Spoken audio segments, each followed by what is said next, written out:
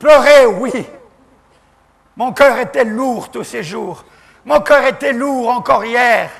Et je pense à tant de choses que nous devrions changer et faire. Mais comment le faire, oh Dieu, comment le faire? Comment le faire pour qu'il y ait plus de bonheur? Comment le faire pour qu'il y ait plus d'honnêteté? Comment le faire pour qu'il y ait plus d'équilibre? Comment le faire pour que le malheureux, le long des routes, qui vend quelques marchandises ici et là, pour gagner quelque chose, mais quoi?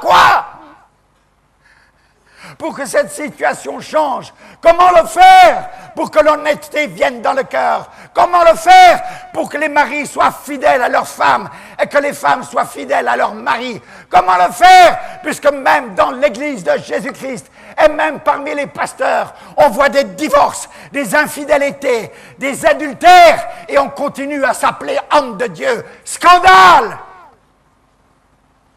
C'est à toi, Église du Congo, que je prêche. C'est à toi, Église du Congo, que j'ouvre mon cœur.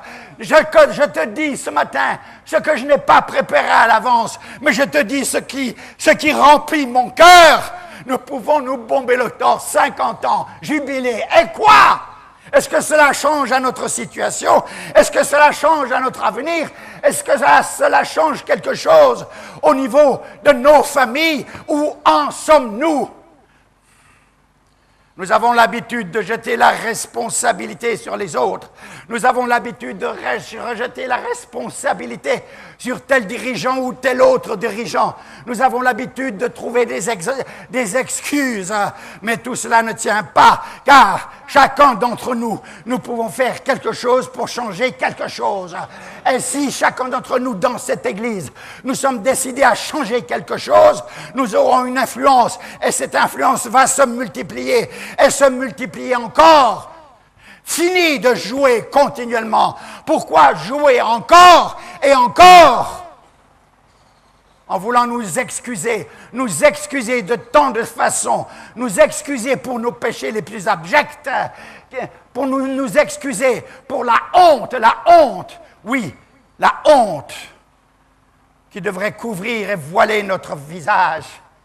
Ô Congo, où vas-tu? Ô Congo, où vas-tu? Les larmes me remplissent les yeux. Y a-t-il un espoir aujourd'hui? Un espoir dans nos réunions politiques? Un espoir dans nos partis? Un espoir? Mais mes frères, depuis 46 ans que je suis à Kinshasa, qu'ai-je vu comme espoir réalisé pour le meilleur de la nation, pour le meilleur de la masse, pour le meilleur du peuple? Peut-être vous n'êtes pas content et vous dites c'est un étranger qui nous parle. Non, je ne suis pas étranger, je suis congolais comme vous. Et c'est pour cela que je parle. Et c'est pour cela que je parle et je parlerai encore. Ne vous en déplaise, ceci concerne la morale de la famille, la morale de la société, la morale des instances politiques, la morale des décideurs de la nation. La morale, où est-elle? J'ai déjà crié et je crie encore. Pourquoi m'arrêterais-je de crier? Un jour, peut-être, ces paroles lancées ainsi ne seront pas perdues pour rien. De toute façon, si je prêche de cette façon, mes frères, je sais qu'en le faisant, je me sauve moi-même. Car sachant, je dois parler. Si je ne sais pas, je ne peux parler. Mais si je sais, je dois parler. Et c'est ma responsabilité. Dieu me dira, tu savais, tu n'as rien dit. Frères et sœurs, je ne cherche pas à ce que les hommes m'aiment, mais je cherche à ce qu'ils aiment le Dieu vivant. Et qu'en aimant le Dieu vivant, ils obéissent à ses lois et à ses commandements. En aimant le Dieu vivant, ils se soumettent à sa volonté. Qui que tu sois, pasteur, ceci te concerne, toi à plus forte raison. À plus forte raison. Pourquoi ne veux-tu pas t'humilier lorsque tu as péché?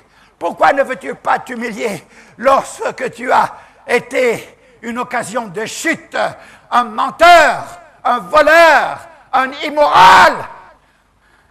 Pourquoi voyons-nous cela dans l'Église?